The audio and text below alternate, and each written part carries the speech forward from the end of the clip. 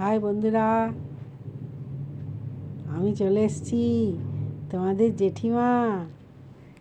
কেমন আছো? সবাই ভালো তো? খুব ঠান্ডা পড়েছে। তোমরা কিন্তু খুব দরকার না থাকলে বাইরে বেরিও না, হ্যাঁ? আর এই কটা দিন সহ্য করো, কদিন পরে দেখবে আবার ঠিক টেম্পারেচারটা ঠিক হয়ে যাবে। আর একটু মাঝে মাঝে গরম জল খেও, হ্যাঁ? বড়রা একটু চা খেও। আর বয়স্কদের খুব সাবধানে রাখবেন। কেমন বন্ধুরা, ভালো আছো তো সবাই? আবার নতুনভাবে ক্লাস শুরু হচ্ছে, পড়াশোনা শুরু হচ্ছে না? তাহলে একটা গল্প শুনে নাও, বলবো নাকি গল্প একটা? শোনো, অনেক দিন পরে এলাম তো, গল্পটা বলি। ঝগড়া করো না কোনো দিন, ঝগড়ার ফল ভালো হয় না। শুনবে? তাহলে শোনো একটি গল্প।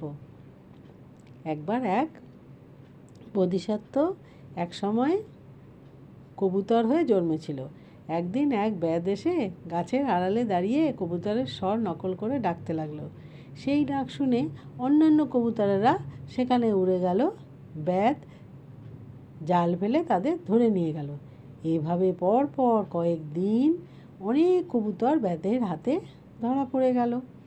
তখন একদিন বোধিসত্ত্ব কবুতরদের ডেকে বললেন, ব্যাধ যেভাবে আমাদের ধরছে তাতে অল্প কয়েকদিনের মধ্যেই বনের সব কবুতর শেষ হয়ে যাবে।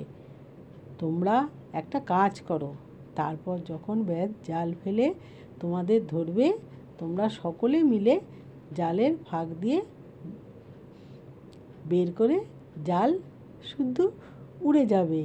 তারপর সুবিধা মতো কোনো কাটা ঝোপের ওপর নেমে জাল ফেলে কাটা ঝোপের নিচে দিয়ে পালিয়ে আসবে।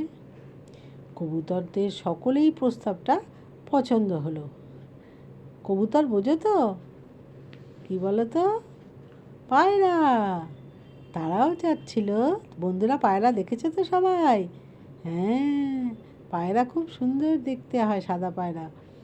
তারা তখন চাইছিল ব্যাধকে জব্দ করতে, কিন্তু ঠিক বুদ্ধিপাত করতে তারা পারছিল না।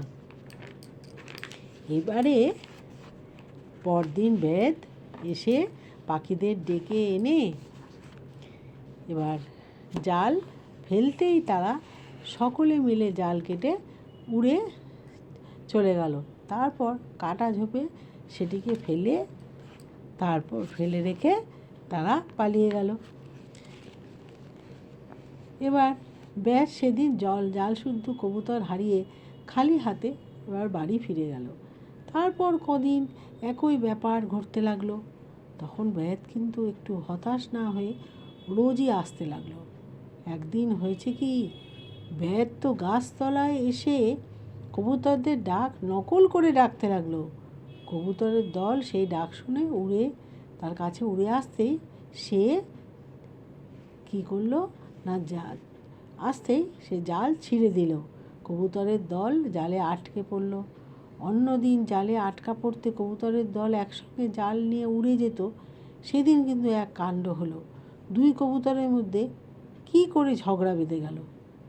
এর ফলে কী হলো, আজ তুই আমার কাঁধে পা দিলি, তোর এত বড় সাহস, ওই বলে তারা নিজেদের মধ্যে ঝগড়া করতে লাগলো।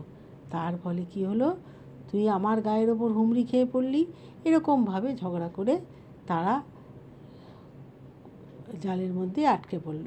কথায় কথায় জোর ঝগড়া লেগে গেল কবুতরের মধ্যে দুই পক্ষের মধ্যে ঝগড়া বেঁধে এমন অবস্থা হলো, তারা উড়ে যাওয়ার কথা তাদের মনেই পড়ল না। আর সেই অবসরে ব্যাধ কী করলো, গুটিয়ে নিয়ে সব কটা কবুতরকে ঝোলায় ভরল। তারপর বিক্রির জন্য বাজারে নিয়ে চললো। বন্ধুরা, বুঝলে? ঝগড়া করবে না। এই যে স্কুলে যাচ্ছ, বন্ধুদের সাথে মিলেমিশে থাকবে, হ্যাঁ?